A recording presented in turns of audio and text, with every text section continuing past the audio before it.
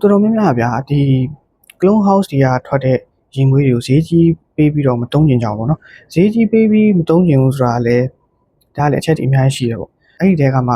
နားလေရလွယ်ဆုံးအချက်ကိုပြောရမယ်ဆိုလို့ရှိရင် clone house တစ်ခုကရင်မွေးကိုတသိန်းကျော်ဆိုတာထက်ကိုပိုပြီးလူတွေကမတုံးကျင်ကြအောင်ဆိုတော့အဲ့ clone house တွေရော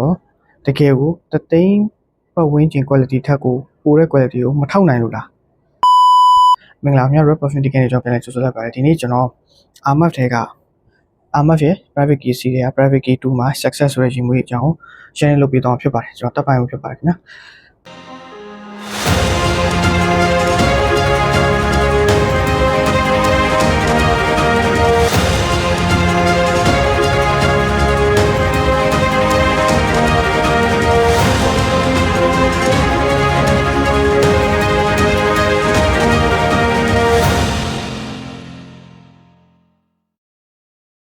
ဆိုတော့ပထမဆုံးစပြောချင်တာကသူ့ရဲ့ဒီ model design ပေါ့နော် model design ကကျွန်တော်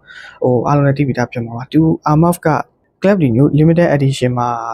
စပြီးတော့ပေါ့နော်သူ့ရဲ့ packaging design တွေတော်တော်လေးကိုပြောင်းတယ်တော်တော်လေးကို premium ဆန်တယ်အဲ့လိုမျိုးပဲဒီ private key series မှာဆိုလည်း packaging ကလုံးဝ share ပေါ့ဗျာ premium ဆန်တယ် private key series ထဲမှာဒီ private key 2 my success အပြင်နောက်ထပ်၄လုံးငါးမတိထပ်ရှိတယ်ဆိုတော့ဒီဟာအကြောင်းကိုဒီ private key 2 my success အကြောင်းကျွန်တော်ပြောပြရမယ်ဆိုရင်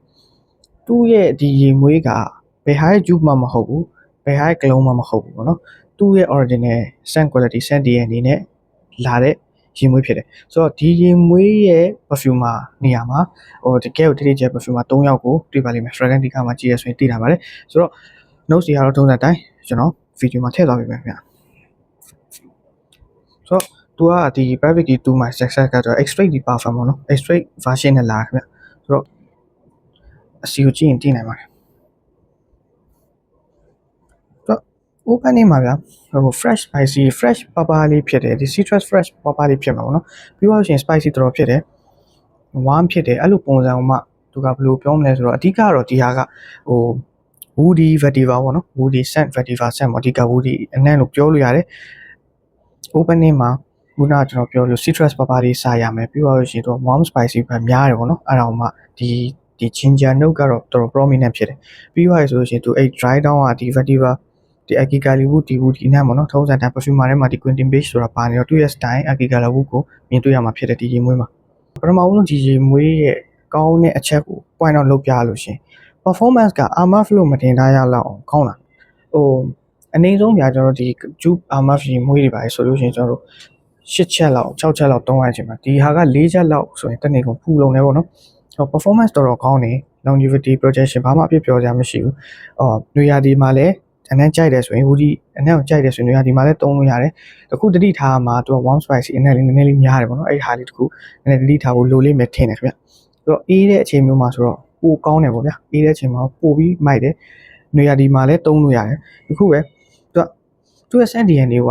masculine ဖြစ်တယ်ယောက်ျားဆန်တယ်ပေါ့နော်ရင်းကျက်တယ်ယောက်ျားဆန်တယ်ဆိုတဲ့ပုံစံမျိုးတွားတယ်လူငယ်တွေနဲ့တိတ်လိုက်ဖက်တဲ့အနံ့မျိုးတော့မဟုတ်ဘူးခင်ဗျprice to performance ratio အကြောင်းပြောရလို့ရှိရင်ဈေးတန်းဝင်းကျင်မှာသူကတခြားဒီ Armaf ကထွက်ထားတဲ့ရေမွေးတွေထက်စားလို့ရှိရင်2ဆ3ဆပိုများတယ်ပေါ့နော်ဆိုတော့အဲ့2ဆ3ဆအထက်ကိုပိုတဲ့ quality မျိုးဒီရေမွေးမှာရှိသလားလို့မိကုံထုတ်ရဆိုရင်ရှိတယ်လို့ပဲပြောမှာပဲ juice quality မိုက်တယ် performance တော်တော်ထွက်တယ် longevity တော်တော်ကောင်းတယ်ဒါမဲ့တစ်ခုကဘာလဲဆိုတော့ woody အနက်ကြိုက်တဲ့လူတွေအတွက်တော်တော်တင့်တော်တယ် woody နဲ့ကြိုက်ရင်တင့်တော်နေမှာ woody နဲ့မကြိုက်ဘူးဆိုရင်တော့